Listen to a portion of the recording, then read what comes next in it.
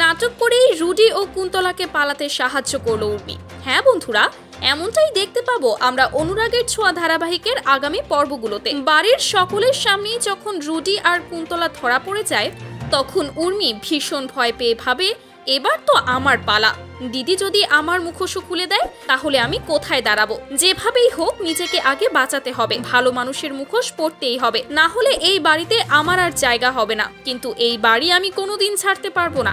এই ভেবেই যখন দীপা একে একে রুডি আর কুন্তলার সত্য সামনে আনছিল, তখন উর্মির চোখে পড়ে কাছেই রাখা এক ফল কাটা চাকু।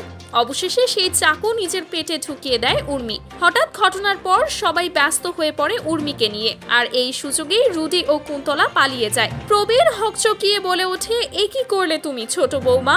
দীপা কান্না ভেজা চোখে উর্মিকে বলে, তুই আমার ছোট বোন, শত হলেও আমি কখনোই তোকে শাস্তি দিতাম না। আমি শুধু ভুলটা ধরিয়ে দিতে চেয়েছিলাম, কিন্তু তুই এমন বড় ভুল করে বসবি আমি ভাবতেও পারিনি উর্মি।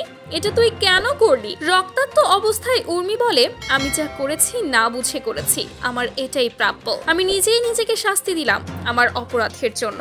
আমি কখনো কারো ক্ষতি করতে চাইনি। বিশ্বাস করো, আমি শুধু কুন্তলার চক্রান্তে পড়েছিলাম। সে আমাকে দিয়ে সব কাজ করিয়েছে। তখন আমি বুঝতেই পারিনি কি ঠিক আর কি ভুল, কিন্তু এখন বুঝতে পারছি আমি বড় ভুল করেছি। দীপা তখন শান্ত কণ্ঠে বলে, আমি জানতাম তুই নিজের ইচ্ছায় এই বাড়ির ক্ষতি করতে চাইবি না, সবই কুন্তলার ফাঁদ।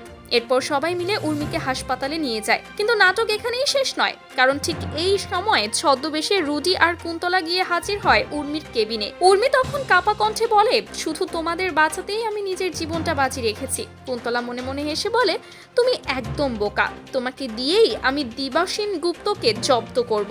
তুমি চিন্তা করো না, আমরা সব ঠিক করে দেব। তুমি সেই বাড়িটাও আবার ফিরে পাবে। মনে রেখো, কিছু পেতে হলে কিছু দিতেই হয়।